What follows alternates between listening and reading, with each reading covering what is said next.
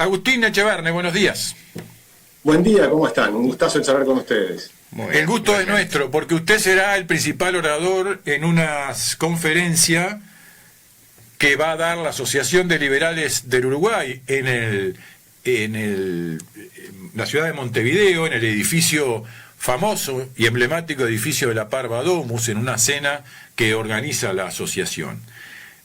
Usted es un hombre de larga trayectoria en su país y en América Latina, difundiendo las ideas de la libertad. ¿Nos puede transmitir cuáles son los conceptos principales que usted defiende? Sí, por supuesto. Nosotros lo que vemos es el liberalismo que se fundamenta en la idea de que cada uno es dueño de sí mismo. Entonces, si uno está de acuerdo con esa frase y sigue las consecuencias lógicas de esa frase, entonces se da cuenta que uno es dueño de su mente, es dueño de su cuerpo y por lo tanto es dueño del fruto de lo que produce. Y ese es el derecho de propiedad.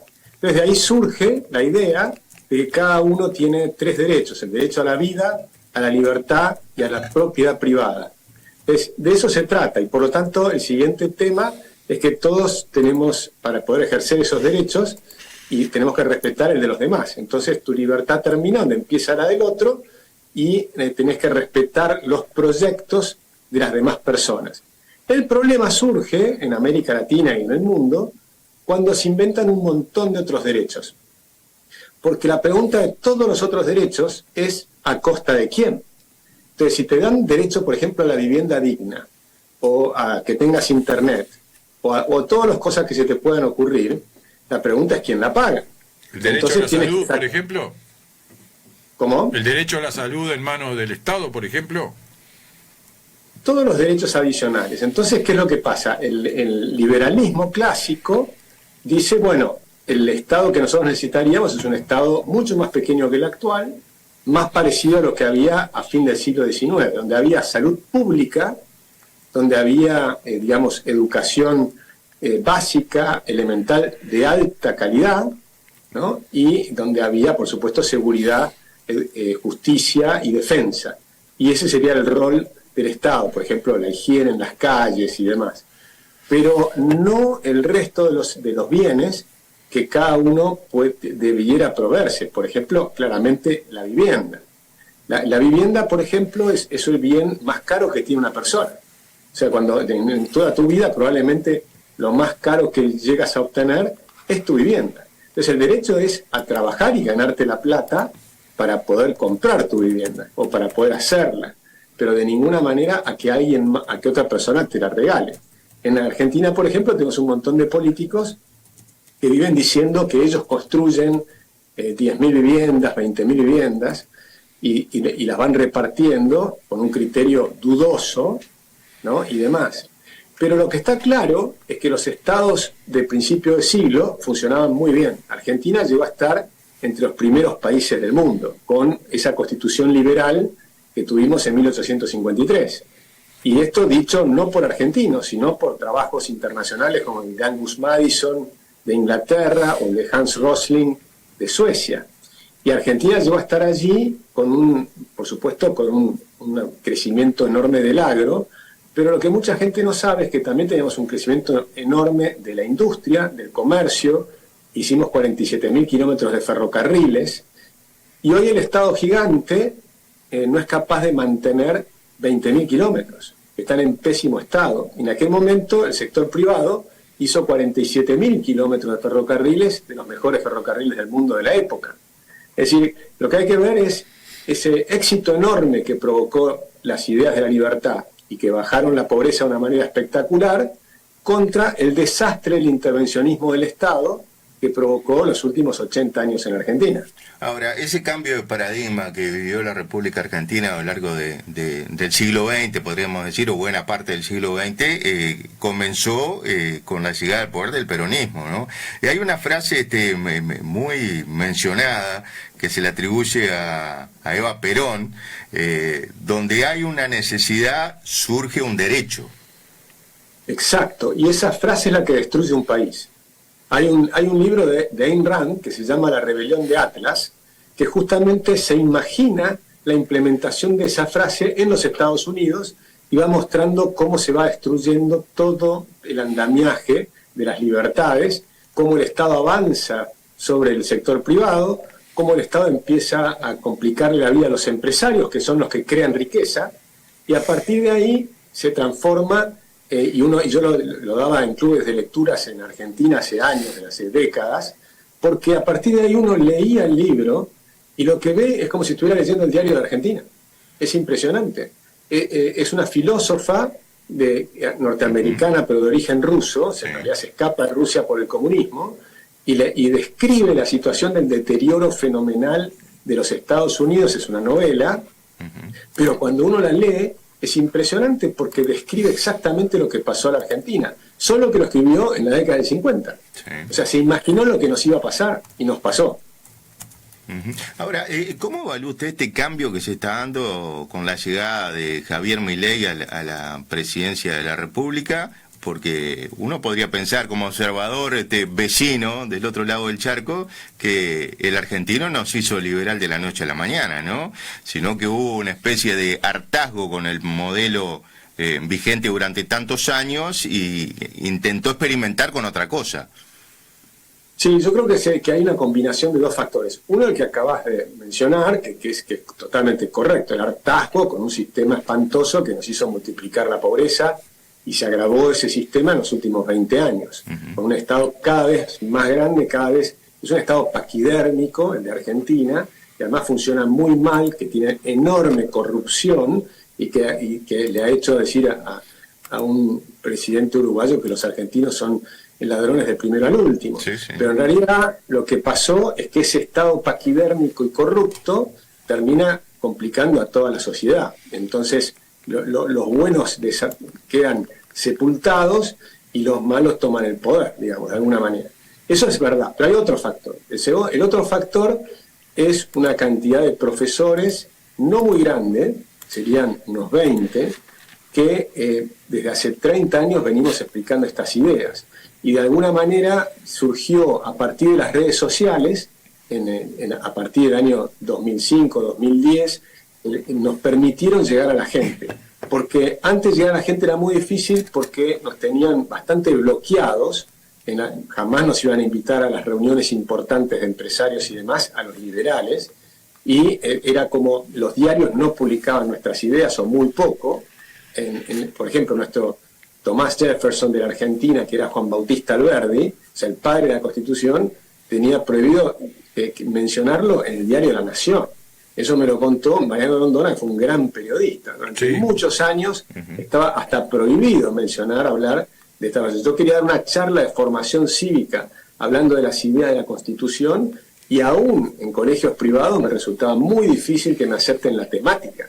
O sea, estaban sepultadas las ideas. Con las redes sociales surgió la posibilidad de comunicarnos directamente con los chicos. Y los chicos empezaban a retuitear y a mandar los programas de televisión, lo que estamos haciendo ahora, radio por streaming, todas estas cosas espectaculares que nos permiten llegar a la gente directamente sin los medios tradicionales. Y ahí hubo poco a poco un crecimiento que llegó a un porcentaje de jóvenes, generalmente hombres, que les interesaron estas ideas, hasta que llegó Javier Milei.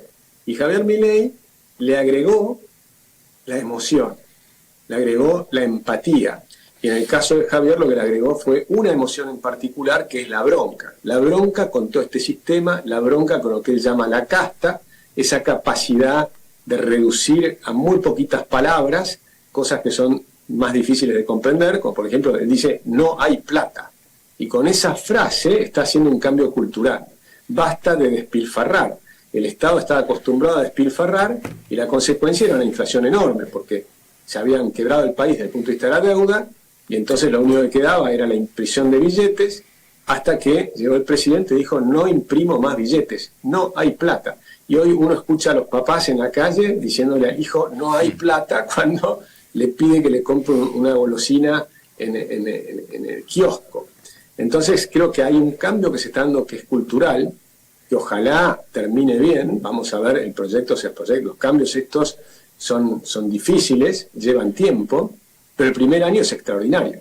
Bajó el déficit a cero, saneó el Banco Central, la inflación pasó de tener 25,5% en diciembre a tener 3,4% el mes pasado. Nosotros esperamos para este mes, en la Fundación Libertad y Progreso, estamos esperando 2,7% de inflación, o sea que viene mensual, que sigue siendo altísima, pero viene bajando desde 25,5% que estaba en diciembre del año pasado.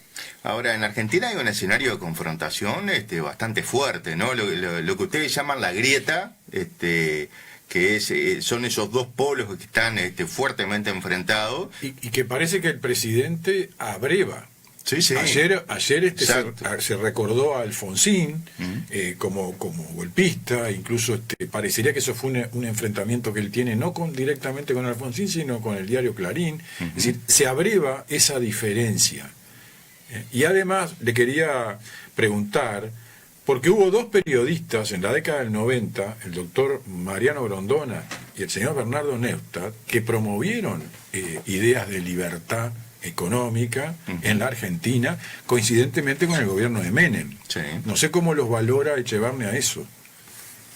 Sí, totalmente. Ese fue un buen momento donde, y también estaba Álvaro Alzogaray, ¿no? Álvaro Alzogaray sí, tiene razón. Que formó sacó parte 7% de los votos, pero tuvo una influencia importante en el gobierno de Menem, y Menem, que era un pragmático, llegó con una situación de hiperinflación. Porque Alfonsín, recordemos cómo fue la historia. Alfonsín se tuvo que ir antes del poder, se fue 6 meses antes, porque dejó al país en hiperinflación después de haber multiplicado la pobreza. Se recibió un país de la dictadura militar y, por supuesto, aplaudimos el regreso a la democracia. Fue un momento de optimismo muy grande. El gobierno de él duró 5 años y medio, pero cuando terminó en hiperinflación. Y la pobreza había saltado al 44% por primera vez en Argentina. O sea, esa multiplicación de la pobreza fue nefasta. Pero Alfonsín tuvo un rol mucho más grave como expresidente.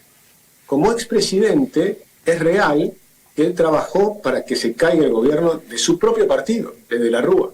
Pues para mí, en mi opinión, Alfonsín fue lamentablemente un mal presidente, no por lo que hizo en favor de la democracia, que estamos todos de acuerdo. Cuando Alfonsín hacía la campaña electoral, yo recuerdo que él recitaba el preámbulo de Alberti, que hablaba de los beneficios de la libertad para todos los habitantes del mundo que quieran habitar el suelo argentino. Era lindísimo, te emocionaba, se te caían las lágrimas. Pero cuando terminó en hiperinflación. Y eso fue absolutamente responsabilidad de él. Y ese fue el salto enorme de la pobreza. Pero te diría que eso no fue lo más grave. Lo más grave es todo lo que hizo como expresidente.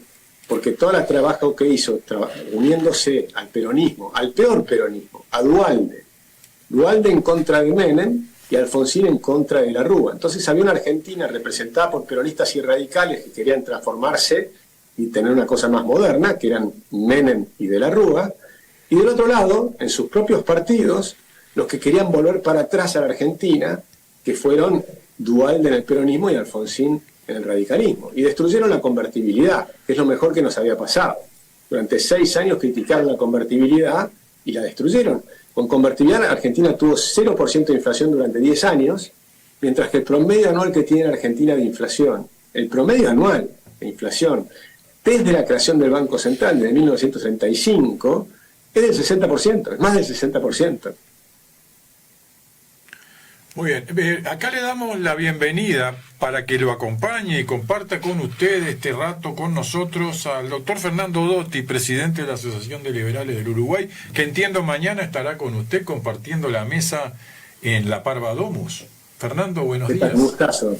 Buen día, bueno, muchas gracias, perdón porque la llegada tarde, una descortesía académica, pero estaba por trabajo, estaba en una audiencia. Yo lo disculpo, el doctor estaba trabajando, él es el artífice de que usted nos pueda acompañar hoy, y en signo de agradecimiento y reconocimiento a esa gestión, y por el hecho de que van a compartir juntos la mesa mañana, nosotros también nos permitimos invitar al doctor Dotti, incluso insistirle que llegara tarde, para poder compartir unos minutos con usted. Qué bueno. Buen día, Agustín, un placer saludarlo, un gusto. Buen día, un gustazo enorme. Igualmente. Va a ser un honor para la ALU tenerlo mañana con nosotros.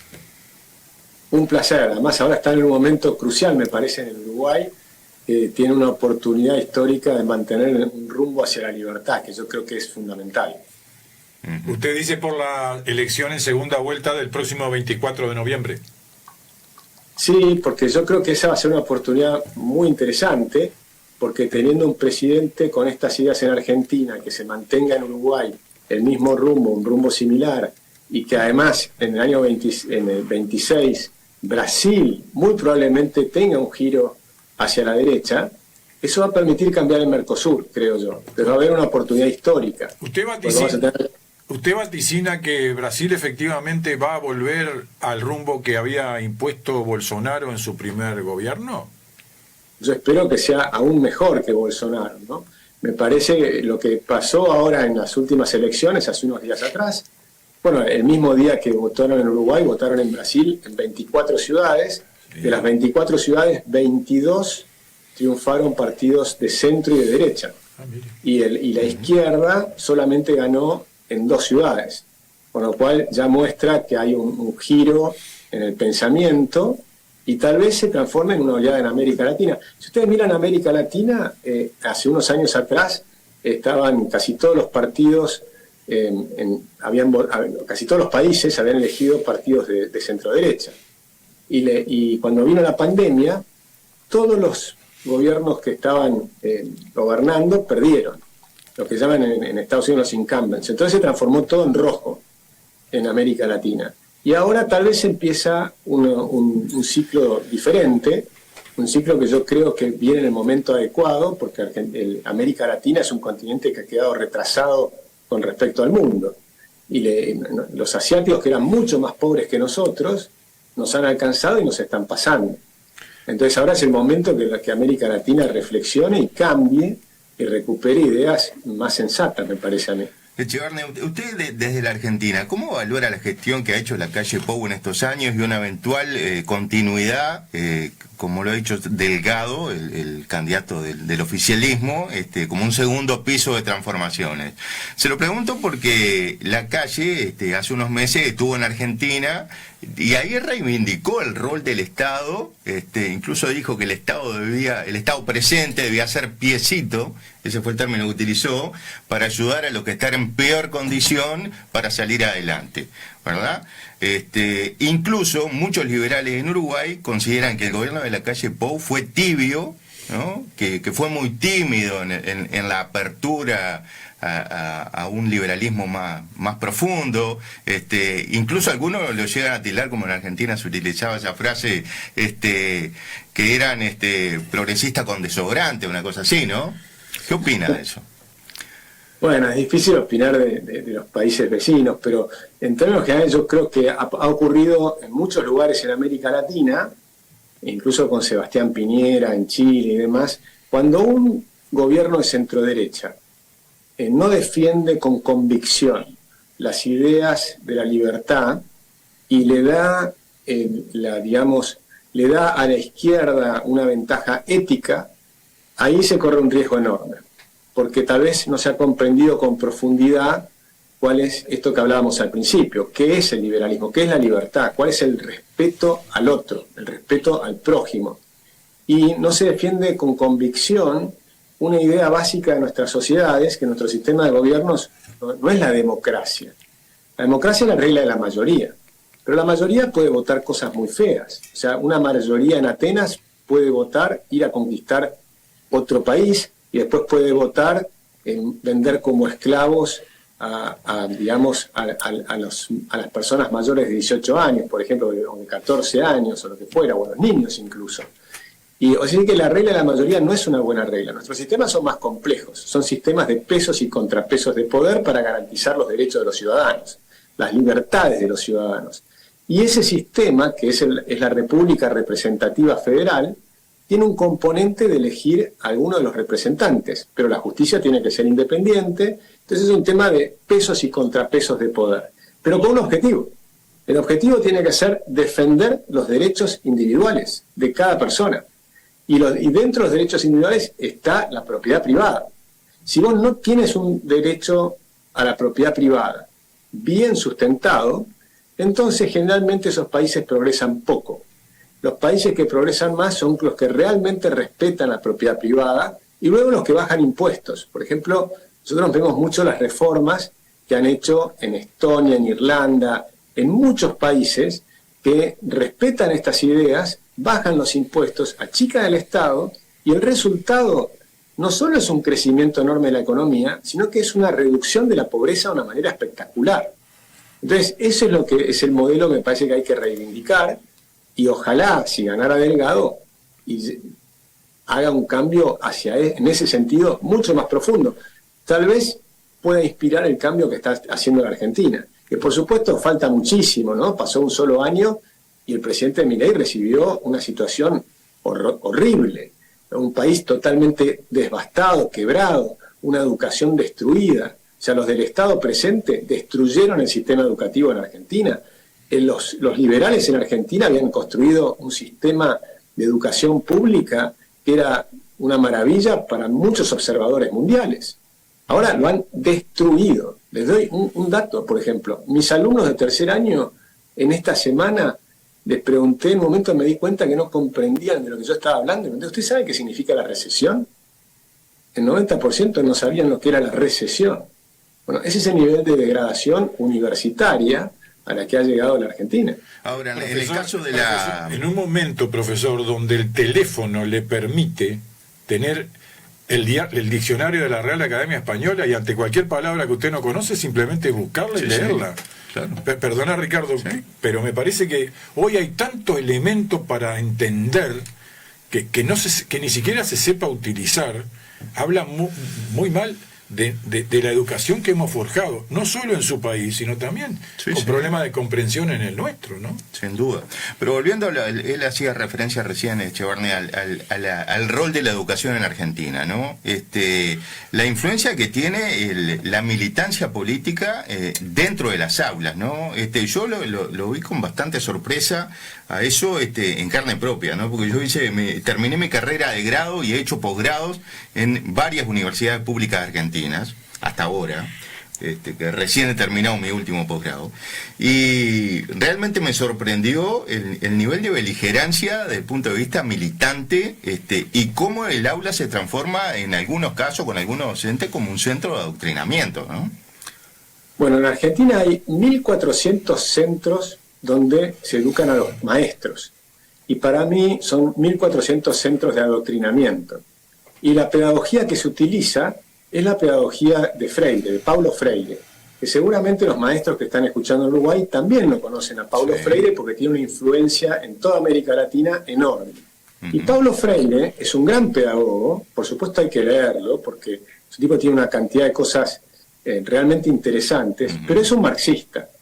Y tiene un libro que se llama La pedagogía del oprimido, donde él muestra cuál es el objetivo que él tiene o que él cree que tiene que tener el sistema educativo, que es enseñarle a los niños a sentirse oprimidos. Desde el punto de vista neurológico, esto es una tragedia terrible, porque en lugar de estar aumentando la autoestima, el autocontrol, desplegar las habilidades y todo lo demás, no, el objetivo de Freire es que se sientan oprimidos por el sistema. Y lo dice con todas las letras, para que esos chicos tengan una emoción. Emoción significa ponerte en movimiento, ¿no?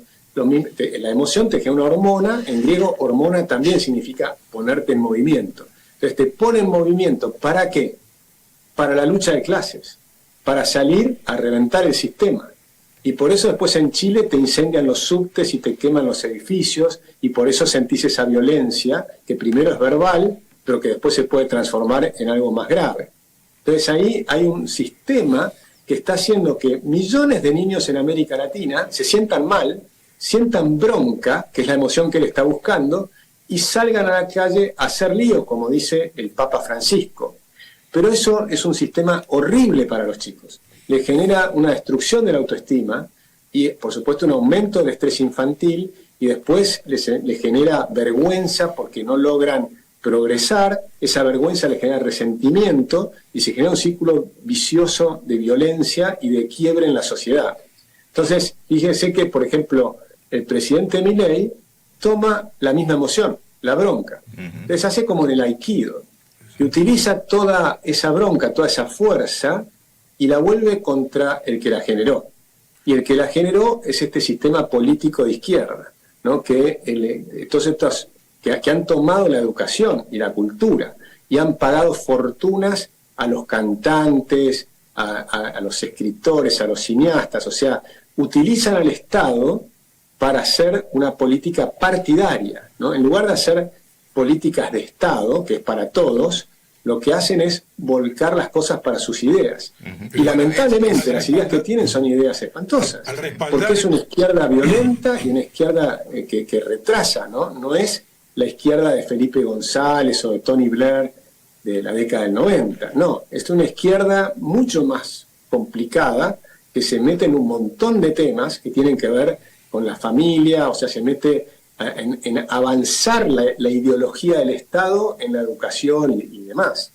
Pero se podría decir que el Papa Francisco y Milei toman los mismos conceptos de la rebeldía para impulsar a los jóvenes a generar movimientos y cambios.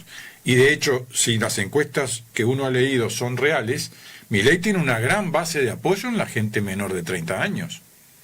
Totalmente. Y lo que la gran diferencia es que Milei les dice: yo quiero despertar leones, les quiere levantar la autoestima, mientras que el sistema de Freire es bajarles la autoestima. Es decirle: ustedes no pueden, ustedes son unos pobrecitos, ustedes están aplastados por el sistema, lo único que pueden tener es vergüenza y bronca. En cambio, Milei les dice: señores, levántense, ustedes sí pueden. Ustedes lo que tienen que hacer es sacarse a los políticos de encima, que les extraen, en el caso de Argentina, 156 impuestos. Los impuestos te impiden el progreso. Si tenés impuestos muy bajitos, entonces puedes progresar. Con impuestos muy altos, que te los saca el Estado, el único que te permite progresar es si tenés algún conchavo con el Estado. Es decir, el Estado es el que te tiene que salvar. Entonces el Estado pasa a ser una especie de religión que tiene que estar presente por todos lados porque es el único que te puede salvar. Claro, ¿con qué plata? Con la que te sacó previamente. Y te sacó la posibilidad del progreso, y te sacó la posibilidad de salir por vos mismo de la pobreza. Y te queda ahora solamente el Estado es el que te puede sacar de la pobreza, y por supuesto eso no funciona, y la pobreza en Argentina, que era del 4%, ahora es casi del 50%. Usted lo que nos está diciendo es que todo esto que estamos viendo por televisión, desde aquí, desde Uruguay, de las manifestaciones en contra de los sindicatos, de algunos periodistas, de algunos actores, de la cultura, es porque perdieron beneficios económicos que les daba la teta del Estado. Pero sin lugar a dudas.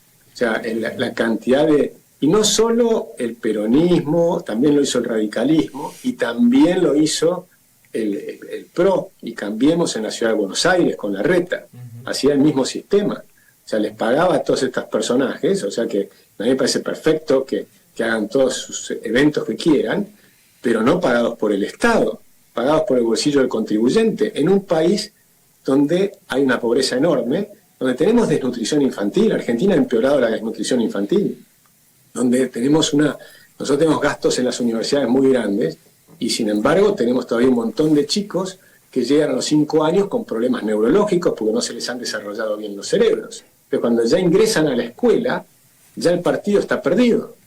Si no has tenido estimulación temprana y un buen sistema de nutrición para que el cerebro se desarrolle bien los primeros 2 años y después que continúe esa estimulación de los 2 a los 5 años, cuando ingresan a la escuela, al año siguiente, el cerebro no está bien desarrollado. Y eso no se recupera por más plata que le pongas. Fernando. No, simplemente complementando a lo que decía Agustín, es decir, todos estos impuestos terminan constituyendo un verdadero atentado contra los que menos tienen. Es precisamente al revés. Y este sistema del estado de malestar, mal llamado de bienestar, destruye la propiedad privada. Y voy a citar a un hombre faro, que fue Ludwig Mises. Decía: si la historia pudiese enseñarnos algo, sería que la propiedad privada está inexorablemente unida con la civilización. Y precisamente los estados grandes, los impuestos altos, atentan contra la propiedad, atentan contra la capacidad de ahorro de la gente, atentan contra la inversión y atentan contra la productividad, contra los empleos y el nivel de salario. O sea que es fundamental instalar estos temas, correr el eje del debate y poder dar la discusión para tener otra realidad, un futuro mejor, porque la cosa va a seguir igual si no. Gracias. ¿Usted considera que la aparición de de la sustitución de importaciones, de toda la política que se instrumentó y el pensamiento que dirigió por lo menos el cono sur de América Latina del 50 en adelante, hizo desaparecer del radar público los conceptos de libertad que habían primado en la sociedad previo al 50? Bueno, el modelo keynesiano, ¿no? Bueno, también.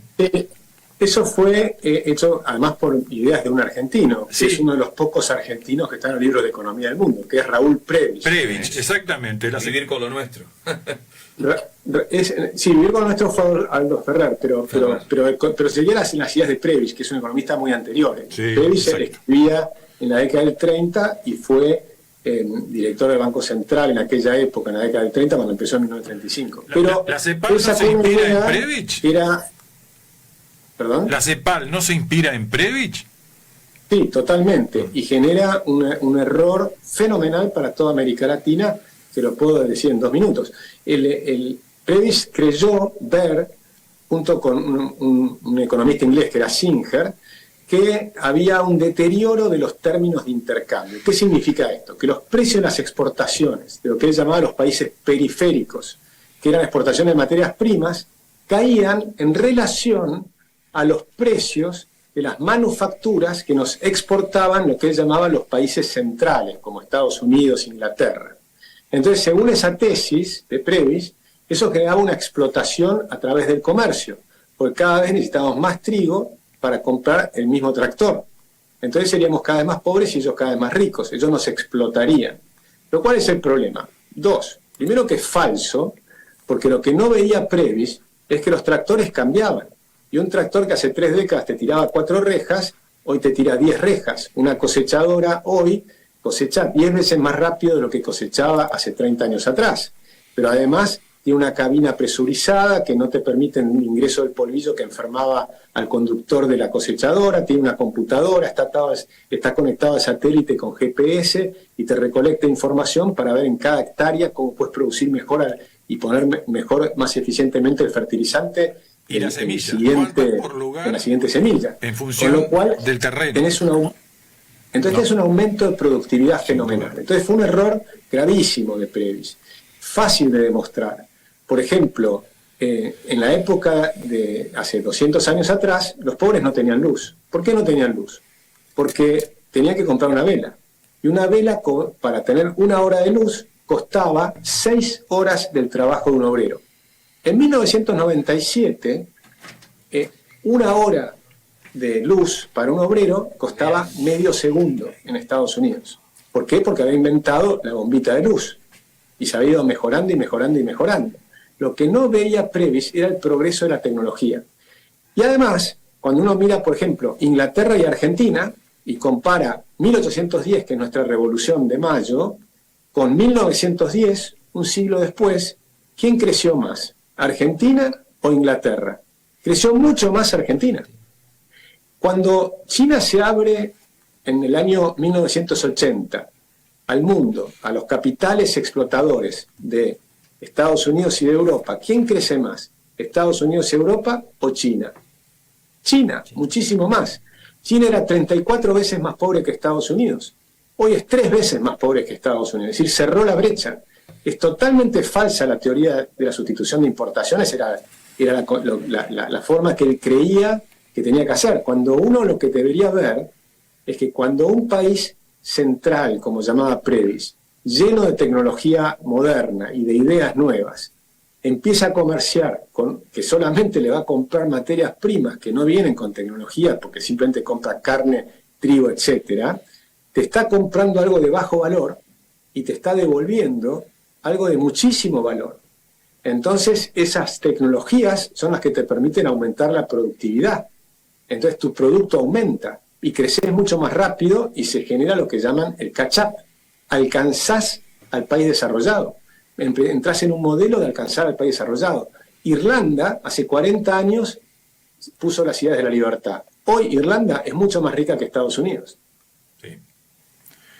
Agustín Echeverri, próximo invitado de la cena de la Asociación de los Liberales del Uruguay, mañana viernes en Montevideo.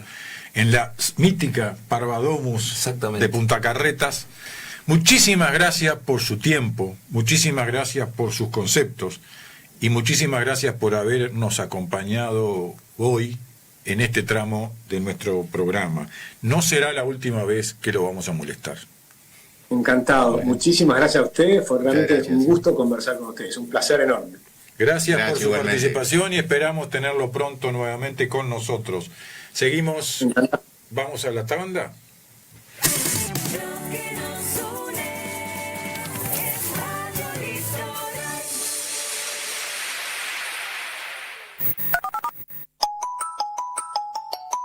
Escuchanos desde cualquier lugar. Descarga nuestra aplicación de la tienda Google Play. Nos encontrás como Radio Litoral. Disfruta de nuestro contenido extra exclusivo de la aplicación. Descargala y disfruta nuestra programación desde donde estés. Para comunicarse con Radio Litoral puede hacerlo a través del 092 21 32 20. Enseguida continuamos. Inicio de espacio publicitario. Es la hora 9:06. En Manov somos profesionales, vení por tu Volkswagen, 0 kilómetros o cualquier usado. Somos el único concesionario oficial de Volkswagen, con mecánicos especializados. Vende tu usado al mejor precio en el mercado y confía en Manov porque somos únicos.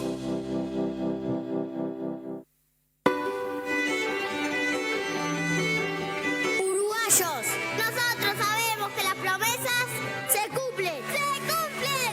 Porque cuando nos prometimos un centro de rehabilitación, lo construimos y lo expandimos. Porque cada vez que los uruguayos depositaron su confianza en nosotros, cumplimos. A la hora de elegir, elegimos dar lo mejor, porque nos mueve el corazón. Teletón, 8 y 9 de noviembre. Vos, en moto, con casco y chaleco, son una sola pieza. Que los neumáticos no estén lisos y las luces y frenos en condiciones son imprescindibles para tu seguridad.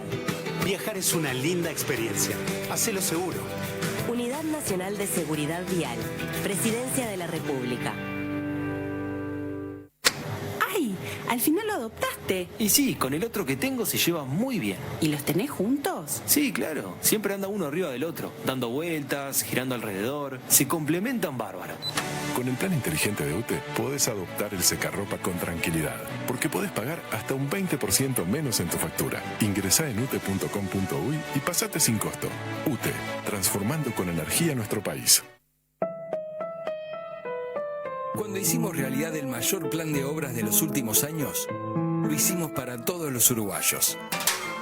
Para Elisa hicimos 709 kilómetros de rutas nuevas, para que pueda viajar segura por todo el Uruguay. Y para Carlos hicimos obras en 230 puentes por 521 millones de dólares, para que pueda crecer y con él crezca el país. Entre muchas otras obras, que por su calidad constructiva nos brindan mayor seguridad, mayor conectividad y por sobre todo futuro. Ministerio de Transporte y Obras Públicas. Creando el mañana. Corporación Vial del Uruguay.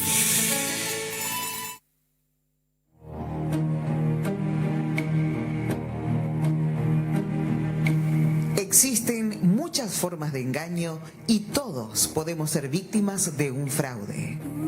De manera presencial, telefónico, digital. Estemos atentos a situaciones no habituales o sospechosas y a personas extrañas, aunque digan ser de instituciones públicas o privadas. Los impostores pueden tomar infinidad de identidades y aparentar ser confiables. Desconfiemos, no dejemos pasar a nadie a nuestra casa, no brindemos datos personales, no entreguemos dinero, documentos o bienes, no ingresemos a ningún link sin comprobar su seguridad. Es un mensaje de Jefatura de Policía de Río Negro.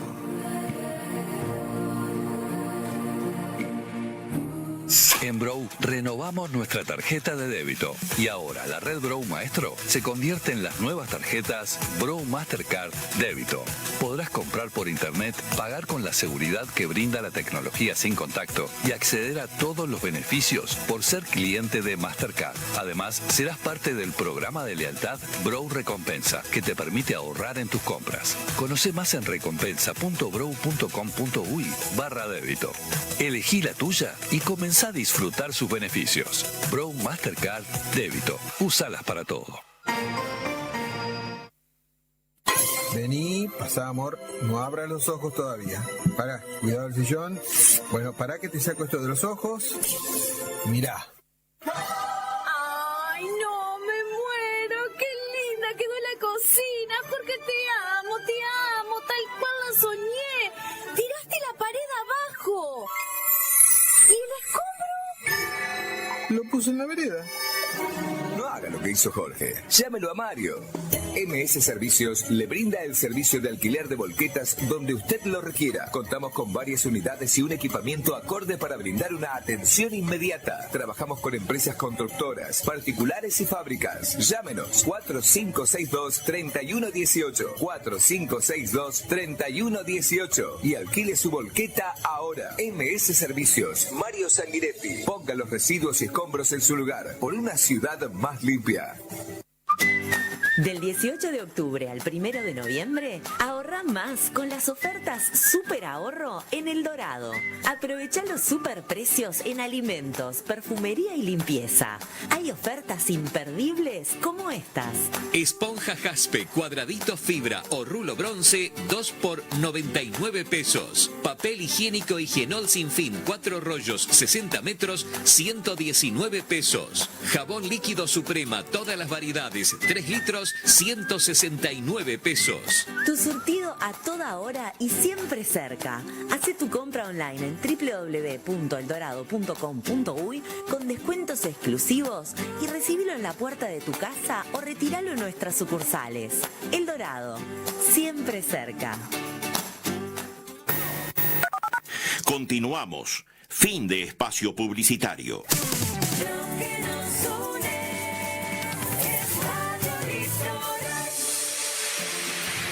Para que tu mascota se sienta que es parte de tu familia, su cuidado es fundamental. Te asesoramos en alimentación y cuidados que le permitirán sentirse uno más en tu casa. Veterinaria La Martineta en 18 de julio 1283. Alimentos, artículos de belleza, antiparasitarios y accesorios para el bienestar de tu mascota en Veterinaria La Martineta en 18 de julio 1283. Río Negro Digital, el portal de información más completo y la forma más efectiva para difundir las empresas y los emprendedores rionegrenses. ¿Necesita promocionar su proyecto empresarial de fraiventos? Contamos con un completo directorio comercial con geolocalización en el mapa de la ciudad y es completamente gratis. Visite rionegro-digital.ui para conocer más y contáctenos por WhatsApp al 094-786-054. Río Negro Digital, toda la información del departamento a un clic de distancia.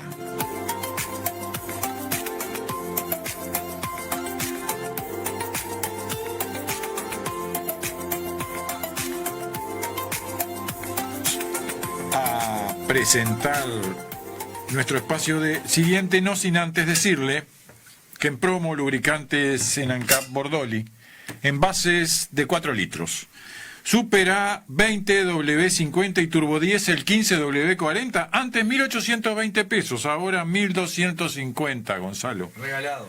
Super A Max 10W40, antes 2.323. Ahora 1.599, decían Carlos. Sintético 5W40, Fernando. Antes 3.001, ahora 1.999. Promoción válida hasta el 10 de noviembre. Mire que le quedan 11 días. O hasta agotar el stock. Exactamente. Promoción contado efectivo o tarjeta de crédito débito. ¿Dónde? Acá. En ANCAP, sucesores de Ricardo M. Bordoli, 18 y 25 de agosto, la esquina lubricante de Fraiventos.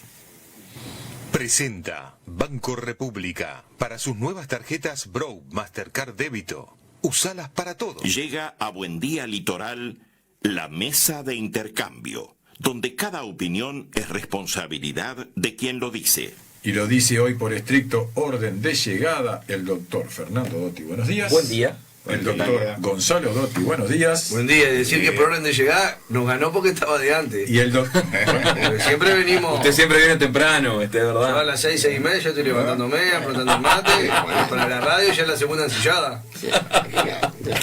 Impresionante. Sí, tiene que ser de ese lado para meter y no dejar terminar el presentador, ¿no? Doctor Giancarlo Montaldo, buenos días. Muy buenos días. Se baten a duelo, a ver quién llega primero. No, algunos se introducen cuando estamos en plena conferencia, que hay que mirarlo frío. Sí, me corrió un escalofrío por la espalda. Me hiciste acordar a la maestra de más o menos tercera escuela ahí que te miraban y no sabía para dónde arrancar. Qué rincón era. Yo soy famoso por eso y como lo tengo asumido no me molesta. Sí. ¿De febrero? No, después que falleció mi mamá, que me digan lo que me dicen ya no me molesta. Porque antes me molestaba un poco por ella, pobre. No, pero en la escuela. Ya enferma me dijo, ¿te das cuenta lo que me han espantoso estos años? Digo, bueno, ahora cuando te vayas ya no te preocupa más. No, pero pensé como hablábamos de la escuela que, por lo menos en mi época me acuerdo que te ponían de florero, ¿te acordás? A pensar, durito. Claro. Sí. Nosotros somos envidriera.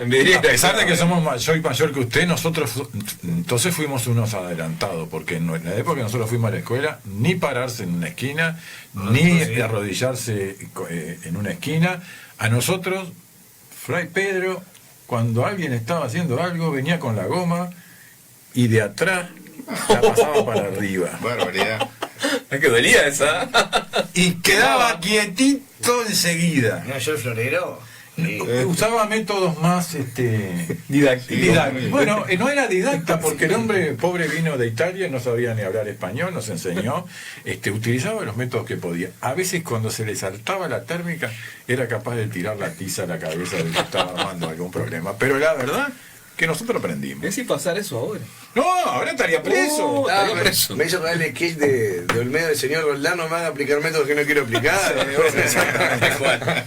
Señores, no me acuerdo el nombre del otro. ¿Tema para hoy, Giancarlo?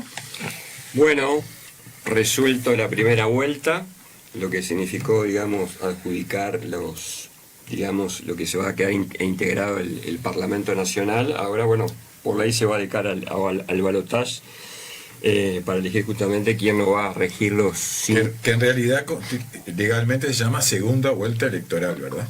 Bien, correcto. La ley lo nombra como segunda vuelta electoral. No la terminología que nosotros estamos acostumbrados a manejar, ¿verdad? Que sintetizamos lo que significa esta segunda vuelta. Y bueno, pasado el fervor de la lucha en el sentido de la campaña electoral entre los partidos políticos que compitieron, bueno, naturalmente que ahora sabemos lo que se va a definir por delante, y en la figura de Orsi y Delgado, con sus respectivas fórmulas integradas de vicepresidente, que naturalmente llevan a dos mujeres. Ahora viene lo que por ley también se estipula, que es la obligatoriedad del debate presidencial, que una ley que es naturalmente, si se quiere, reciente. De 2019. De 2019, 19.827, si no me falla la memoria, pues la verdad que no me la tenía aprendida, no es una ley que, por supuesto, que se consulta en el ejercicio de la profesión.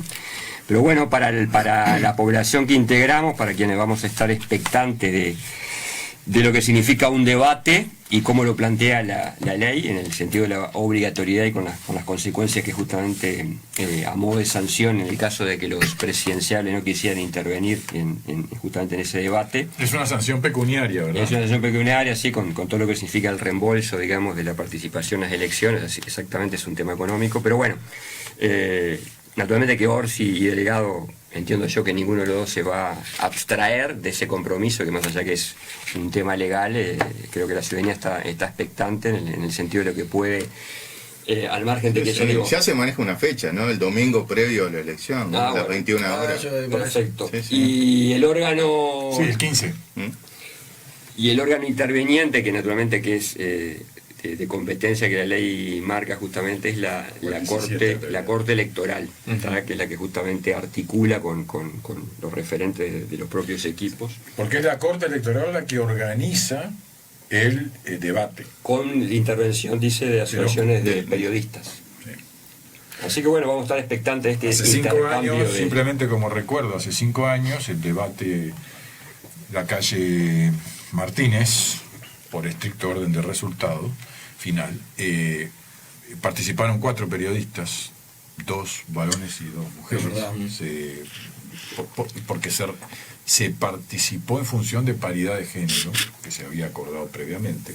Fue un debate en 4 bloques, con 4 temas, y se inició con un mensaje inicial de 1 minuto y medio de cada uno de los candidatos y un mensaje final, creo que 3 minutos de cada candidato. Pero eso había sido todo pactado por los equipos técnicos, o los comandos de campaña de los candidatos, que en este momento están negociando el debate. Deben definir el lugar, deben definir la organización, deben definir los temas, deben definir quiénes se sientan en el público, porque seguramente va a haber paridad de cantidades. Bueno, va a ser todo muy pactado, va a ser todo muy reglado seguramente, y son los comandos los que financian el debate, no es la Corte, según entiendo. Bien. La Corte organiza, pero lo financian los comandos. Bueno, ¿cuál es la visión desde el punto de vista jurídico? Sí, a ver, primero, el debate siempre es saludable, siempre. A veces por estrategias y coyunturas electorales de las encuestas, no, muchas veces el que viene ganando le saca un poco el cuerpo al debate porque no se quiere exponer para no cometer errores, y, bueno, en fin. ¿Faltó un debate en la primera vuelta, según su opinión? Sí, claro, sí, porque además la primera vuelta, toda la campaña, más que primera vuelta, ha estado totalmente vacía de contenido. Ha sido todo muy panfletario, mucho eslogan, mucha fotito, mucha cara linda, pero no hay... Y hubo temas que desviaron mucho de lo programático, ¿no? El eje principal fue prácticamente el plebiscito de la seguridad social, ¿no? Sí. Incluso el otro plebiscito se borró prácticamente de la elección, Y ¿no? la actitud de la noche de la elección, yo quiero rescatar esa actitud del senador Camí, cuando la proyección de escrutinio le daba el 39% de los votos, salió públicamente y dijo: señores, el plebiscito de los allanamientos nocturnos no fue aprobado, el tema aquí se terminó. Y no se habló más. Los promotores del plebiscito de la seguridad social, con 38 y 64%, que es lo que daba en ese momento la proyección, finalmente habrá que ver en cuánto termina, anunciaban que estaban muy cerca del 40% y que ese millón de personas que había acompañado el plebiscito debía ser escuchado. Pero son 2 actitudes diferentes. De cualquier manera, el tema de los allanamientos ha estado reiteradamente a través de los años arriba de la mesa. Se instaló cuando la LUC se salió a decir que se promovían allanamientos nocturnos con la LUC, que en materia de constitución no de ley. O sea, nunca estuvo en la LUC. La Rañaga ya lo había propuesto en aquel plebiscito que también fracasó, el Sin Miedo. Incluso un proyecto de ley de 2008 del Frente Amplio lo tenía dentro del articulado, los allanamientos nocturnos. Después ese tema se borró, ¿no? Pero el propio Frente lo había propuesto en su momento, ¿no? Además hay que tener, ahora sigo con lo del debate, hago una pequeña digresión. Con los plebiscitos no, pero aplica para el referéndum este concepto. Hay que tener cuidado a veces cuando se hacen los referéndum porque jurídicamente hay como a mí me queda como una duda, ¿no? En este sentido, es decir, bueno, si hay un referéndum, es decir, ¿qué es el referéndum? Es un mecanismo de democracia directa en donde es como que todo el cuerpo electoral se sentara en el Parlamento y firmara la redacción de la ley. Eso significa, ¿no? O sea, que es una ley firmada expresamente por el soberano. En representación de nuestro firman los legisladores. En representación de nuestro... Ahora, ¿qué pasa? Cuando se somete a referéndum la ley y es refrendada, ese tema después es muy complicado, que el representante pueda modificarlo. Por encima de lo que dijo, es un contrato de mandato. El mandatario no puede tener más derecho que el mandante, más poder que el mandante. Yo te autorizo para que alquiles mi casa, te hago un mandato, sin poder. Bueno, es para que la alquiles, no para que la venda. Ojo, entonces, cuidado porque, por ejemplo, con el tema de la LUC, el electorado que dijo no, por ejemplo, a la bancarización obligatoria. Pero han habido leyes después, concretamente la 20.078, de hace un par de años que salió, que obliga a quien contrate una empresa de un flete extranjero a pagar por banco la cuenta de destino en Argentina. Eso era a punto de partida el reclamo de los transportistas locales de Uruguay. Entonces, ¿qué pasa con esa ley? ¿Es inconstitucional? Tendría que Porque ser viola el modificada artículo. nuevamente por un referéndum. ¿Me explico? Entonces, ojo, porque una vez que, y en esto en apoyo de lo que decía Ernesto, es decir, bueno, una vez que se laudó, se terminó. En el caso del allanamiento nocturno o la reforma de la Seguridad Social vía Constitución, habrá que someterse dentro de 4 años y por vía de plebiscito, en este caso. Ya la ministra Arbeleche ayer anunció en una conferencia de prensa que hay preocupación en algunos operadores económicos por los caminos que se podrían tomar en un eventual gobierno del Frente Amplio con el famoso diálogo social que incluye la modificación, quizás completa, de la ley de seguridad No hay social. diálogo más amplio que el cuerpo electoral pronunciándose en las urnas. Ya está, lo otro es cháchara. Ahora, uno Y se con respecto- pregunta ajá, también si la manifestación del cuerpo electoral tiene que ser eterna e inmodificable. No, por eso digo, la manera de modificarlo es por la misma vía. No se puede cambiar de opinión. Por la misma vía, o sea, otro plebiscito. Pero no hacer leyes interpretativas. ¿Me explico? A eso quiero llegar. Ya ha habido ejemplos de eso. La ley de caducidad tuvo una ley. 2 generaciones, en 20 años la Se ratificaron. consultó 2 veces se afirmó, pero después, por una ley, se dejó sin efecto. Y está mal. Acudiendo a leyes o convenios internacionales, bueno, Sí, de sí, que había convenio internacional. delitos de lesa humanidad que no. Bueno, ese es otro tema que algún día con cómo no, ustedes con mucho abogados gusto. deberíamos debatir.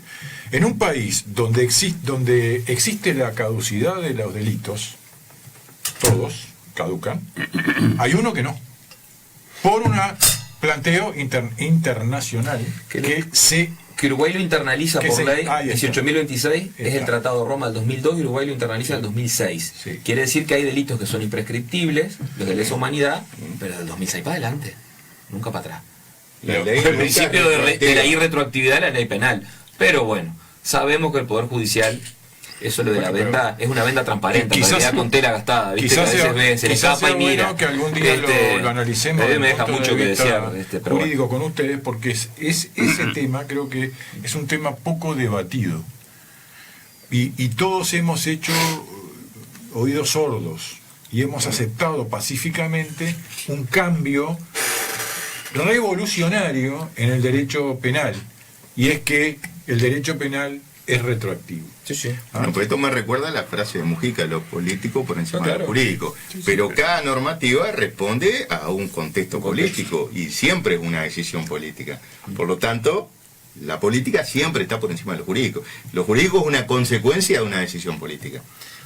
Sí, y también esa decisión política está precedida de un clima social que Claro. lleva a lo mismo. Entonces, Obviamente. pero bueno, con respecto a lo del debate, Yo no sé si lo voy a ver, pero esto va a cambiar exactamente para el otro lado en algunos años. Serán 10, serán 15, serán 20. El pero eso péndulo va a de la pasar. historia. Eso va a pasar. Porque es el péndulo de la historia, exactamente. lo último, te dejo Gonzalo, de que respecto a la obligatoriedad del debate, yo tengo mis dudas, ¿sabes?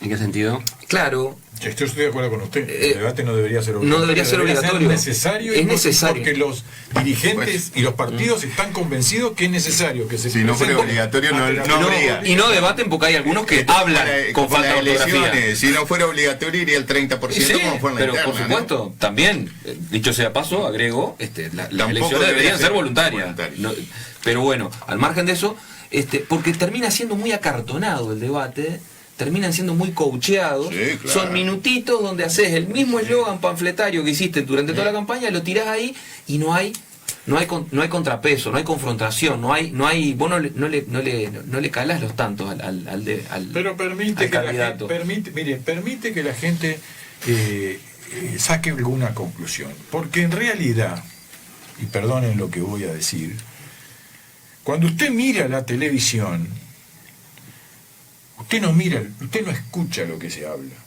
Usted mira los movimientos, los gestos, el lenguaje corporal. el lenguaje corporal, que es mucho más importante que el hablado. Y según el lenguaje corporal de los contendientes o de los participantes, usted va a sacar una conclusión. Porque es un juego de que uno gana y el otro pierde, o hay empate.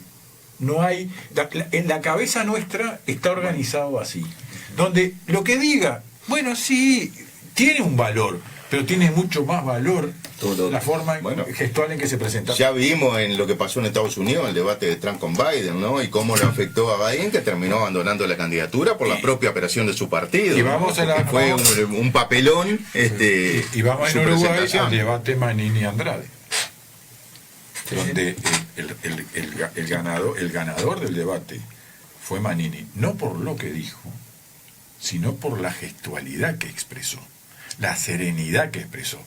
El senador Andrade, un hombre locuaz, un hombre que se sabe plantar frente a una cámara, es bueno, apareció, en ese sentido. es muy buen comunicador, apareció nervioso. Yo invito en el debate a que quien está escuchando haga un ejercicio, baje el volumen y mire la pantalla. Unos minutos nomás. Y saque su conclusión. Yo los invito a todos que lo hagan. Está buena esa. Y después lo analizamos, porque no va a ser distinto lo que se ve en la gestualidad que lo que se escucha. Bueno, de hecho en el debate de Argentina, perdón, eso, sí. Milei y Estaba Massa pensando eso. era un político profesional, Massa, contra un novato, un outsider, y que realmente le dio una paliza a Massa a Milei, que fue muy contra lo que yo hubiera deseado. Que fue contraproducente para Massa. Para Massa, increíblemente. Pero por sí o por no. Sí, pero era un tipo, un político de raza, debatiendo contra alguien que... Y usted cuando en el debate destruye al otro, puede obtener el efecto contrario. Cuando le empezás a pegar en el piso. Por eso ahí te genera el efecto contrario. Hay que tener mucho cuidado en los debates. Gonzalo. Sí, yo creo que salvando la distancia también con el tema del debate de Argentina, los debates que hay acá en Uruguay, no solamente presidencial, incluso los encuentros entre políticos de distintos partidos y demás, no se puede comparar, son incomparables. Yo el otro día miraba, creo que fue la inauguración de 20 kilómetros de la Ruta 5 ahí en Canelones, y estaba el presidente de la República conversando impecablemente con el intendente Canelones interino, Metedeira, del Partido Comunista, y ya está. Yo no sé si Milei puede inaugurar algo y que esté el intendente. No, ni siquiera con el gobernador de la provincia de Buenos Aires. Entonces digo, aparte, como les digo, se saludaron con un beso, medio que venía, che, vení para acá. ¿Y usted se imagina a Milei en un acto con Cristina Fernández como expresidente participando? Como acá se ve al presidente con... Y sentados uno al lado del otro acá. Mujica, bueno, entonces digo, sobre los debates... ¿A qué voy con esto? Que en los debates, yo entiendo en Argentina, porque nos gusta el show, nos gusta el circo, a ver quién si lo putea está mejor. Acá tiene un efecto contrario eso, muy contrario. Eso por un lado. Y el balotaje, yo creo que, más allá que sea obligatorio, no, me imagino que si fuera obligatorio la primera vuelta, yo me hubiera encantado ver un debate Delgado Ojeda Manini, Miere, me hubiera encantado. Todos en el mismo panel, como se hizo en Argentina en 2019. Ese debate no se produjo de todos juntos, porque el candidato Orsi dijo que él no podía ir a debatir en un lugar donde eran 5 contra 1. 5 contra 1. ¿Ah? Es decir, eso pasó porque hubo canales de televisión que, al igual que hace 5 años, preparaban un debate de los candidatos. No, yo digo que... porque eso obviamente... Hubiese sido un debate maravilloso con Salles y el megáfono, ¿no? Claro, seguro que sí. O sea, en ese sentido, los comandos de campaña... hacen una delinean cómo van a ser los debates, sean como sean. Yo creo que en primera instancia, no sé si es necesario o no. En segunda instancia, lo de la obligatoriedad, yo creo que es más para que el que diga que no, o sea, porque si decís que no querés debatir, como que quedás medio en posición de debilidad. Claro, ¿viste? Entonces no se anima. Y no son debates, como decía Fernando. Debemos llegar a la conclusión de que a Orsi no lo afectó el no debatir. Al contrario, electoralmente. Pero si yo hubiera sido el asesor de Orsi, le hubiera dicho. Y yo creo que el debate. No te arriesgues. Y yo lo voy a decir hoy, seguramente el debate tampoco, porque no es un debate. Tampoco es definitivo. Lo que se hacen es propuesta de tema, porque es eso. Sí. No creo que define incluso captar o no votos. Lo que sí me parece que es interesante es que nadie puede hoy o mañana agarrar y decir: yo no estaba enterado, yo no sabía de las propuestas. Porque por cadena abierta, cadena nacional, claro. Después está en uno la responsabilidad, por lo menos, escuchar qué dice uno u otro del trabajo. Si me permite reiterar. No. Lo que digan de ideas, de opiniones, pesa, pero pesa mucho más la comunicación no verbal. Algo que dijo, eso es la comunicación verbal, y otra cosa que hoy con la televisión, estamos a 60 años. Ayer venía de Montevideo, y yo soy medio de buscar y leer cosas media raras que pasan en la vida, ¿no? Había un músico que no me acuerdo el nombre, que era afrodescendiente, cantaba en inglés en Estados Unidos, precioso. Cuando sale en la televisión y él se presenta en público, se miraba a la gente porque no podía creer que el que estaba cantando era afrodescendiente. Entonces, ¿cómo lo visual a veces puede llegar a afectar de determinada manera? Salvando la distancia, Sí, con esa. Claro. Pero vamos a un ejemplo histórico. Pero dije afrodescendiente porque como estoy en la radio no quiero decir lo otro. El ser humano. No, pero quiero decir lo otro porque capaz que no hacemos un juicio. Las primeras experiencias del ser humano salieron de África. O sea que todos somos todos afrodescendientes. La persona negra. O sea, a ver, ¿cuál es el problema? El primero blanco. Le digo negro. El primer debate. Por ejemplo, el negro Machado, que le mando un gran saludo, que está de vuelta internado en quimioterapia con la cesta. Bueno, vamos arriba, negro, querido. Claro. El primer debate de televisión. En la radio, si tiene casa, digo, pero acá viene, que hay una demanda mañana acá, hacemos. Usted nos defiende. El primer debate de televisión. Fernando. Se produjo en los Estados Unidos en ocasión de la elección de 1962 entre Richard Nixon, vicepresidente de la República, vicepresidente de los Estados Unidos, y el senador John Fitzgerald Kennedy. Pero Kennedy era precioso, era lindo. Perdón. ¿Qué querés? Sí. Sí. Era modelo. El senador Kennedy aceptó ser maquillado. Richard Nixon no. El senador Kennedy se presenta con un traje negro, camisa blanca y corbata azul, que representa el Partido Republicano. El vicepresidente de la República se presenta con un traje marrón. Demócrata. Demócrata, perdón. Kennedy demócrata. El vicepresidente republicano se presenta con un traje marrón, una camisa blanca y una corbata roja. En el avance del debate, uno era un pimpollo, además joven, el otro era un poco mayor, sudoroso. Sí, transpiraba mucho Nixon. Transpiraba mucho. La elocuencia de Nixon arrasaba a Kennedy, pero la imagen era absolutamente la contraria. No se quiso maquillar Nixon. Y ese debate lo ganó inexorablemente John Fitzgerald Kennedy. De haberse transmitido por la radio, el presidente hubiese sido Richard Nixon. Hablando de los debates de Estados Unidos, un oyente me dice, y el debate Trump-Kamala, la potranca tostada, así le dice a Kamala, lo peló al delincuente. Y después hace referencia, Jorge Valle en el 89 le ganaba todos los debates y los destruía, ¿no? Y demostraba una soberbia insoportable también. Pero no fue presidente. Claro. Porque quiso vender el oro. A ver, Ernesto, vos que estás abuela. Y apoyó la reforma de empapado en eso. Puede ser, por lo que yo vi hasta hace unos días, que hubo solamente entre anulados y voto en blanco unos 120.000 votos. Sí. Hubo un 5% entre me los pareció dos, muy poco. Un senador y 2 diputados. Que es lo que hay, pero perdón, poco. es lo que hay siempre. Pero acá no nos engañemos. Un poquito más.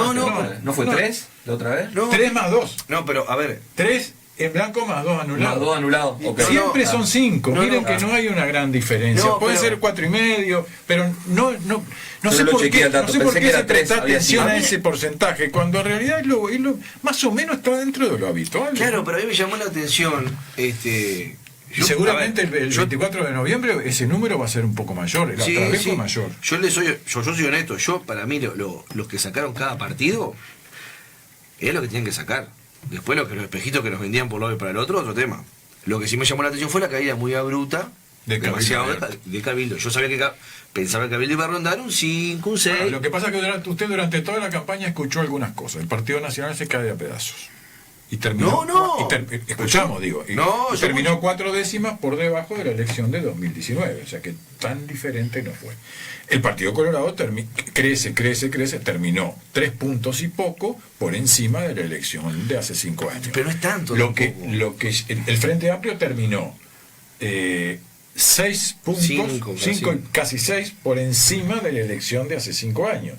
Cabildo Abierto termina demasiado casi 9 puntos por debajo de hace 5 años y aparece el cisne negro de Salle, porque en realidad se esperaba una buena votación, termina teniendo 2 diputados que maravillosamente son padre e hija. Además, hay uno que de Canelones no, lo pelaron, ¿no? Porque Canelones asume Salle y la hija por Montevideo, que es su primer suplente. Al de Canelones lo mandaron un señor Bermúdez, Barreiro, no sé cómo. Ahora, hay 2 datos también a tener en cuenta. Hay un récord del año 89 de gente que no fue a votar, porque ahí entra de todo, entre los que están enfermos, pero hay gente que decidió no ir directamente. El 10% de sí, los pero la habilitados, elección no fue mal. Pero acá fue mejor que superior. Los datos que tengo aquí fue récord del año 89. La ausencia de gente. ¿Qué voy con esto? De los que no fueron. Perdón, y Ricardo, el 5% del voto en blanco. Perdón, usted tiene que tener en cuenta, dentro de los que no votaron, los 60.000 habilitados que vienen de Argentina, cuyo número fue mucho menor. No, pero eso pesa. No, lo que yo quería hablar más allá del tema político electoral es que cuando uno usted lo introdujo. No, siempre la percepción que hay es de como que no le damos tanta bolilla a la política, estamos cansados de la política, que si el voto no fuera obligatorio nadie va a votar. Yo creo que la gente igualmente sigue creyendo en votar, porque si hoy hablábamos de un 30% de votos anulados o en blanco, yo digo, la gente está dando una señal que me obligan, voy y no voto a nadie, porque no quiero votar, no me gusta votar. Ahora, cuando es tan bajo, la gente en definitiva quiere decidir o intenta decidir sobre su destino. Sí, por supuesto, y hay que tener en cuenta que hay cerca de más de 75.000 votos que no van a ninguno de los bloques constituidos electoralmente. O sea, eso está demostrando que hay una desconformidad en un sector no menor de la población respecto de los bloques. De las posibilidades que hay. Y eso debería ser un llamado de alerta para los bloques. Ese voto es un voto de hartazgo. A mí me hace acordar a la obra de Saramago, el ensayo sobre la lucidez. 1084 votos recoge. Para mí toda la elección va a aparecer un Salle, va a aparecer un Manini, o sea, alguien que pero Manini votó dentro del sistema de bloques. Apareció como nuevo, pero se incorporó a un bloque. No, pero fue el único. Perdón. Pero lo incorporaron en un bloque rápidamente. Quedaron dentro del sistema. Estos otros están compitiendo, cuestionando el sistema. Pero está cuestionando el sistema. Pero por eso entró. Manini entra, pero yo hago un análisis político, no político partidario. Manini entra, es verdad, a un bloque, pero dentro de ese bloque era el que siempre oponía más resistencia. Como el MPP y el Partido Comunista lo hicieron con el Frente, no hay novedad en eso. ¿Qué quiero decir con esto? Que Manini se presentó en su momento como no antisistema, estoy en el sistema pero soy diferente. El aliado rebelde, digamos. Después cuando sumo fuerzas para la coalición, estoy en la coalición, pero mirá que estoy en la coalición, pero no todo vale porque esté en la coalición. Como que quiso mandar ese mensaje. La diferencia. Yo pensé que iba a mantener un 5% cuando, bueno, está dentro, pero no es igual que los otros. La diferencia es que el haberse opuesto durante la coalición del Frente Amplio en el gobierno, del MPP o del Partido Comunista, les permitió mantener su caudal electoral o aumentarlo. En el caso de Cabildo Abierto, esa misma posición lo arrasó. Y otra cosa para mí que y otra cosa que lo afectó a Cabildo fue la presencia, para mí, políticamente, de Bordaberry, porque Bordaberry lo votó más gente a Bordaberry que a Ojeda dentro del Partido Colorado. Cuando aparece Bordaberry. No se confunda. Cuando aparece Bordaberry. No se confunda. Lista sí. Ahora, cuando usted suma los votos de la lista de Ojeda, de la lista del doctor Subía, que iba con Ojeda, y de la lista del doctor Silva, que iba con Ojeda en acuerdo al Senado, la historia va a ser distinta. No, pero lo que yo voy es que hubo muchos votos sobre el final de Cabildo Abierto que parecería, gran parte, se volcaron el Partido Colorado con la presencia. Sí, por supuesto. Sí, pero me parece que también hay el Partido Colorado como que ahí pierde Cabildo frente a quién. ¿A quién le sacó votos Cabildo Abierto en su momento? Al Frente del Partido Colorado. Sí. Bueno, hoy cuando aparece Bordaberry, o el Frente se lleva votos de Cabildo. A expensas de Cabildo crecieron los dos partidos. Pero Bordaberry aparece y lleva un poquito más de votos para el partido. Viene también me llamó la pensé que iba a votar un poquito más. Yo te digo de la percepción que uno escuchaba de las cosas. que un excelente Ministerio de Trabajo, que la cartera llevó adelante, decir, bueno, que lo voten 40.000 personas a Mieres. Ojo, Fernando Pereira, después de escucharlo, en ocasión de su visita como presidente del Frente Amplio, cuando hace la primer recorrida, el Frente Te Escucha, estuvo acá sentado donde está Fernando. Fabricio estaba... ¿Qué no, Fernando? Los dos Fernando. Fabricio estaba allí sentado donde está Ricardo. Y Fabricio le preguntó al aire, porque él lo comentó fuera del aire, y Fabricio le preguntó si eso se lo podía preguntar al aire, y él aceptó su opinión sobre el ministro Mieres. Y dijo, sin ninguna cortapisa, que para él era el mejor ministro de Trabajo durante muchos años, que era un hombre de diálogo, de negociación, que entendía... que era equidistante de los sectores en pugna y que buscaba acuerdos.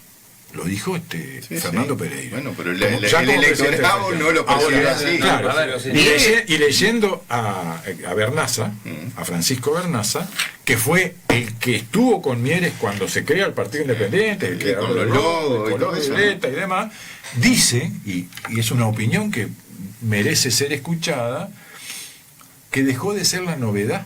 Perdió la independencia, el Partido Independiente. Al dio razón de incorporarse a un bloque, pierde el sentido de independencia. Bueno, es una interpretación de alguien que estuvo en el origen del partido. Quizás que sí, pero quizás también tenga que ver no con las condiciones humanas y personales del candidato, sino con las características del candidato para atraer votos, que no es lo mismo. Mieres fue, me acuerdo, vice de Michelini en el 99 en el Nuevo Espacio. Después Michelini se va al frente y Mieres se queda en el Nuevo Espacio, que termina siendo el Partido Independiente, que mantiene el electorado. Y ahí es donde Bernaza interviene en la creación del También le critican a Mieres la incoherencia de haber andado de aquí para allá, el acuerdo aquel que intentó hacer con Valenti, con Amado, ¿no? Con Francini Valle, aquel navegante era que se llamaba. El navegante era el grupo era el de Valenti. Valenti. No me acuerdo cómo se llamaba el nuevo sector ese, que fracasó. Otra cosa importante creo que dejó la elección también, porque a lo que nos gusta la política como política, es que somos y seguimos siendo un país que nos vemos representados, respetados, con las estructuras partidarias.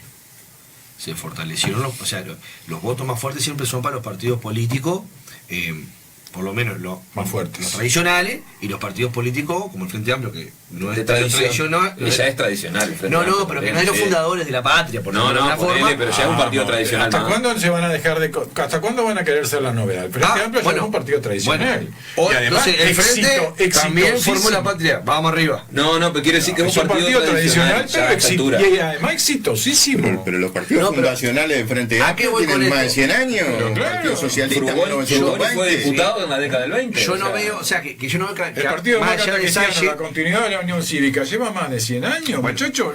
¿Hasta cuándo? Bueno, hasta que son estructuras que respetan los partidos los partidos conservadores, que si viene un partido nuevo o aparece un outsider, no se va a llevar muchos votos porque hay un cierto... El sistema político está bien rígido en ese aspecto y bien blindado. Y me parece que es importante. Carlos, doctor, usted no ha hablado toda la mañana, los próximos 10 minutos son suyos. No, me sobran. No, en realidad digo para aclarar que la obligatoriedad alcanza a los candidatos a la presidenta, ¿verdad? A la presidencia, no a la fórmula. Eso, mirá qué interesante. Y tiro eso porque Ripoll quiere debatir. Ripoll invitó a la candidata. Parece que Cose no quiere lío. Entonces digo, estaría bueno pensar en si va a haber alguna... En la elección pasada hubo debate de los vicepresidentes, ¿no? Sería interesante que estaría bueno eso, estaría bueno. Una fórmula ahora. Claro.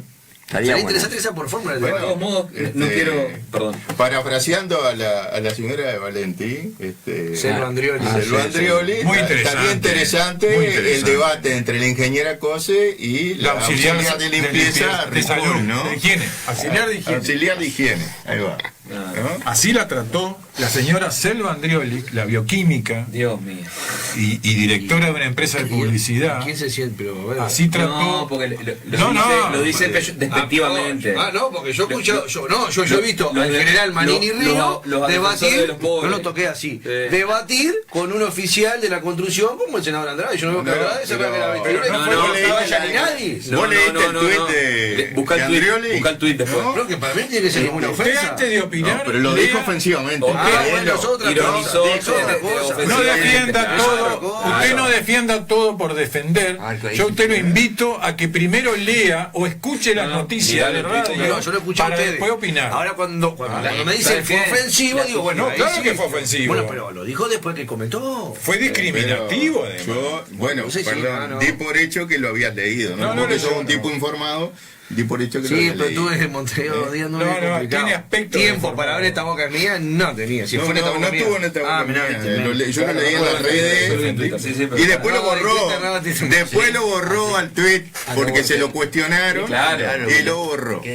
¿No? Que era una. ¿En qué Mira, mano te lo voy quedaría a, el te lo voy a país? leer textual. Dice Andreoli: somos el partido más votado, pero no entiendo cómo puede la gente seguir a este gobierno plagado de actos corruptos, vínculos no santos, deterioro de la ética pública y sobre todo gobernando para los más ricos, que los más ricos sean más ricos y los pobres más pobres.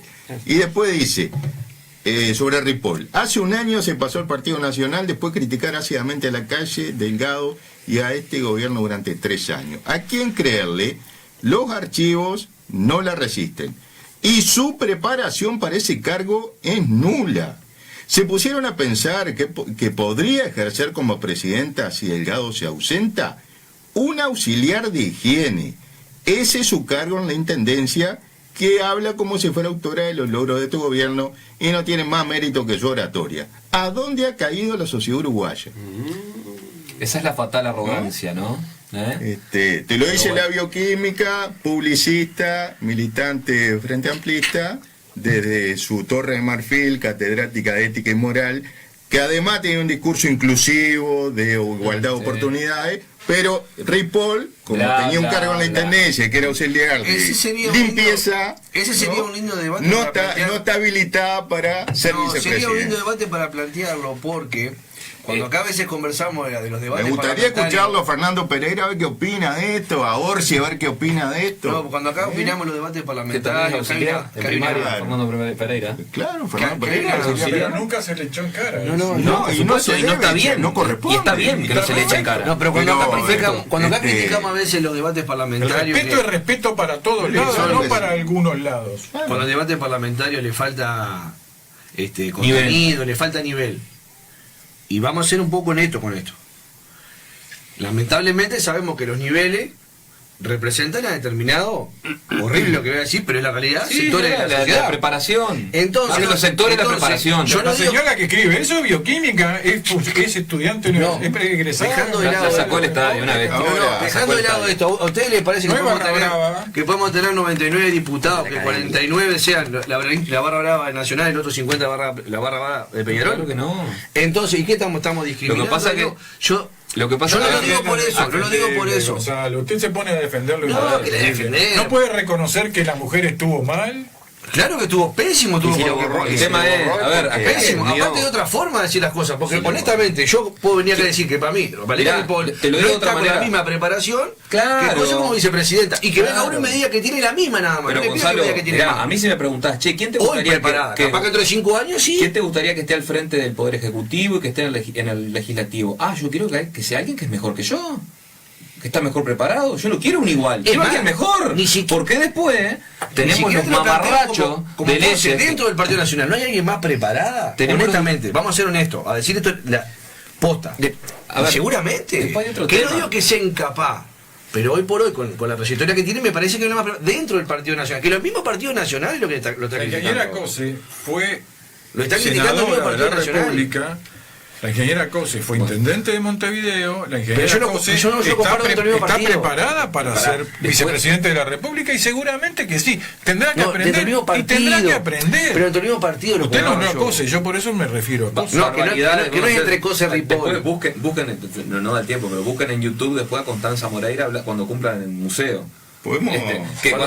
Cuando compraron el museo Gubrich, que dijo que esto se llama costo de oportunidad, lo compramos porque lo que los economistas dicen costo de oportunidad, lo compramos porque no había otra cosa para comprar. Fue una burrada, porque eso no es el costo de oportunidad, pero te quiero decir, y es una persona que tiene formación universitaria, una gran docente, una pésima política. Podemos escuchar eso es otra cosa importante lo que dijo Ernesto, gran docente. no por contanza, pésima política. Para ser político no solamente requiere tener un grado de tecnicismo, sino que también el ser político es tenés que saber serlo. ¿Podemos escuchar un minuto de lo que dijo Fernando Pereira a Valeria Ripoll hace unos meses? En general está muy preparada, mucho más de lo que los dirigentes del Partido Nacional creen, porque producto del trabajo que va a tener que hacer, negociación colectiva, estudia economía, estudia derecho, estudia negociación colectiva, estudia distintas formas de negociación, pasa por universidades locales e internacionales, pasa por distintos ciclos de formación que a lo largo de décadas construyen un conocimiento que es muy importante. Entonces yo no subestimaría nunca la capacidad de Valeria Ripoll. Luego creo que está jugando fuera de puesto. Un dirigente sindical va a un partido que le votó la LUC, una ley que ella claramente militó, no solo en contra de los 135 artículos, ella proponía derogar toda la LUC, por la forma de gobernar impositiva, por esa forma de gobernar que llega en un día y quiero refundar. Va a votar un partido que le bajó los salarios a los trabajadores durante 3 años, perdiendo los que perdieron menos 45 jornales y los que perdieron más 60. Va a votar a un sector que limitó las libertades sindicales. Bueno, después sigue argumentando, pero ese debate es correcto, ¿no? Él le busca las contradicciones de por qué Ripoll no debería. Como persona, pero dice todo lo contrario, que es una mujer absolutamente preparada, porque en el ámbito sindical estudió y se formó para la negociación colectiva, en economía, etcétera, etcétera, ¿no?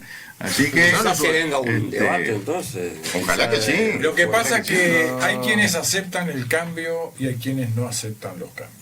Cuando los cambios son como los de Amado, hacia allá, vieron la luz. Cuando los cambios son hacia acá, ahora que decía Amado, ¿cuántos votos sacó Amado? No importa, pero es diputado. ¿Es diputado? Ah, salió diputado. Tiene una alianza con el MPP. Sí, con el MPP, ¿no? ¿Fue el MPP, fue esa? Sí. Yo que la lista 9, ¿no era? No importa, pero él es diputado. Porque vio la luz. Ahora, Ripoll vio la oscuridad, entró en la oscuridad. Entró en las tinieblas. Bueno, una cosita más. Ese país binario, que es el que nos hace. No, pero no es binario. Necesito decir esto porque si no me voy a atragantar, por favor. ¿Cuándo del asado? ¡Decilo! ¡Largalo! Bueno, ahora fuera del micrófono. Fuera del micrófono vamos a definir. Tenemos que poner fecha que se nos viene. Ahí está. Más allá de la expectativa que puede generar el debate, que la genera obviamente, porque seguramente va a tener un altísimo nivel de rating, quiero decir esto porque creo que es así además. Y después va a quedar todo el mundo enojado. No esperemos grandes cosas con el debate. ¿Por qué? Porque el espectro político ideológico uruguayo está corrido a la izquierda. Incluso aquellos partidos que se autoperciben de otra cosa. El Uruguay gira, el 90% del discurso político, y estoy siendo generoso, gira en torno al gasto público, al Estado, a las cosas gratis, a los subsidios, a los beneficios. Entonces, Fernando es de lo que trata de tibio la calle Pou. Sí, claro, por supuesto. Porque yo escuché uno que dice, se fue para el centro, el frente. Ahora me dice que la derecha se va para la izquierda, dice Fernando. Yo me voy a enloquecer. Y otro me dice que la izquierda y la derecha no existe más. Pero a ver, no existe más. Hoy en el mundo la discusión de izquierda a derecha está absolutamente avisale a Sebastián da Silva. La verdadera discusión es entre estatismo, para mí existe. Agenda 2030, estatismo versus libertad. Entonces no dice para la izquierda. O sea, lo que te quiero decir es el espectro político uruguayo hoy gira en torno a eso. Gasto público, Estado presente. ¿Contra la Agenda 2030? Por supuesto. Con Sachi, entonces. Bueno, en ese punto sí. ¿Y en el Mundial 2030?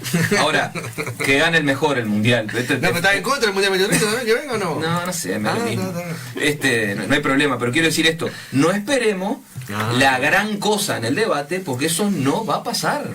Va a girar entre quién se presenta como mejor gestor del producto del esfuerzo ajeno.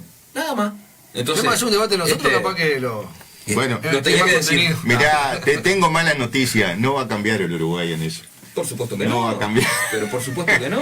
Vamos cerrando. Giancarlo. Bueno, comenzamos la mesa de hoy haciendo justamente aludiendo a esta... Y nos fuimos al diablo. No, pues bueno, pero es una mesa dinámica, eso ya lo sabemos, es una mesa dinámica, por eso se disfruta muchísimo. Pero bueno, sabido es porque queríamos contarle a la audiencia que el debate justamente tiene este origen legal, pues de repente mucha audiencia que nos sigue, de repente pensaba que esto era una estrategia de los partidos y cualquiera se puede ir al mazo, ¿no? Pero bueno, en este caso aludimos a que es una norma que justamente plantea el origen del debate y así como lo establece.